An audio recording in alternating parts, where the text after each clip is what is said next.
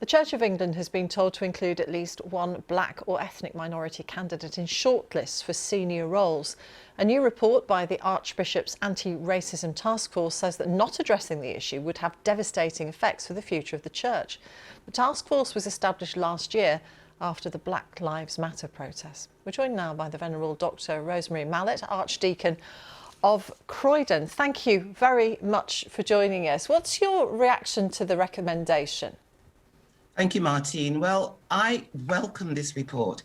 As opposed to so many of the other reports that we've had in the past, it is intentional, it builds in accountability, and it sets out a kind of roadmap for action. So whereas before we've had reports which have given us lots and lots of possibilities for things that we might do, this one actually sets out things that we can do, should do, and it gives a timeline for when we should do them by. So this looks like it's going to take us forward. But how do you avoid it being tokenistic, that somebody's put on a list just because of their background?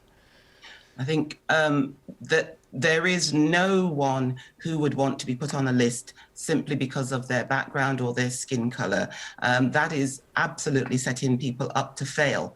But I think what the Church is hoping to do, expecting to do, and encouraging dioceses and those who employ people, not just clergy people, but across the dioceses and the churches, that they will be working with people to train and support and to help people to apply for positions that they perhaps would never have applied for before. I mean, you cannot make a shortlist if people don't apply for a job. So that's the first thing. And people won't apply if they don't feel that they are capable of doing so.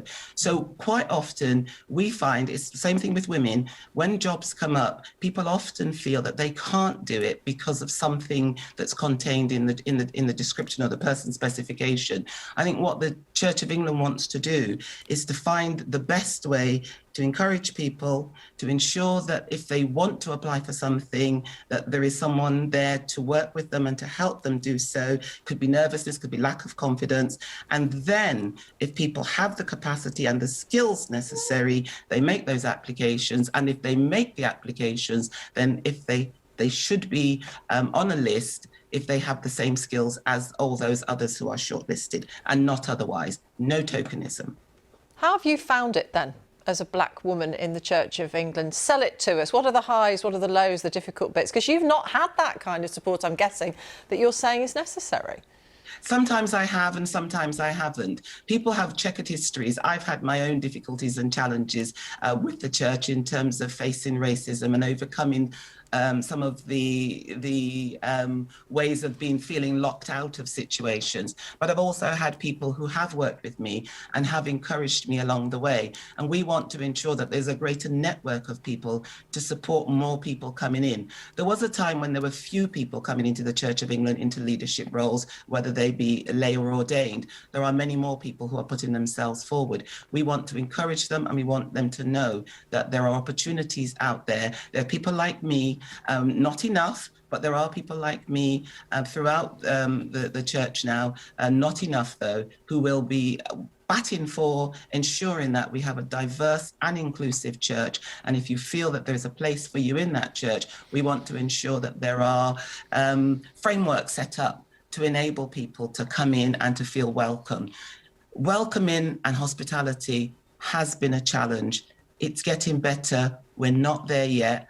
This report gets us some of the way down the road, and it's a long way to go. But I want to say, and you started with it, this is not about tokenism. This is not about setting people up to fail. This is not about just adding people because of their skin color or their background. This is about having a truly participative and representative church that reflects the diversity of the people we serve. And that's what we're aiming for. And this is one step along the road to do that. I read, though, that the Archbishops of Canterbury and York have welcomed the report.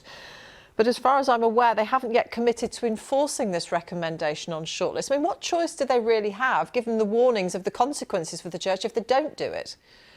Well, one of the things, the way the Church of England works is the archbishops can recommend things, but each diocese is its own separate entity. And so they can recommend it, they can accept it, and they can recommend it to all the other diocesan bishops.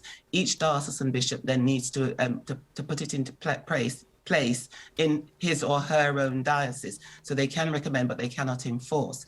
In the Diocese of Southwark, we have our own anti-racism charter, which has been accepted unanimously across the diocese, and we are going to be working to embed that. So that's what they can accept, and then they can recommend it to each diocese, and then they can work across the piece to encourage each diocese to do what Southwark has done, and that's to come up with its own, from the bottom up, charter that is then to enable this type of diverse and inclusive work to happen across the diocese. Each diocese will be different.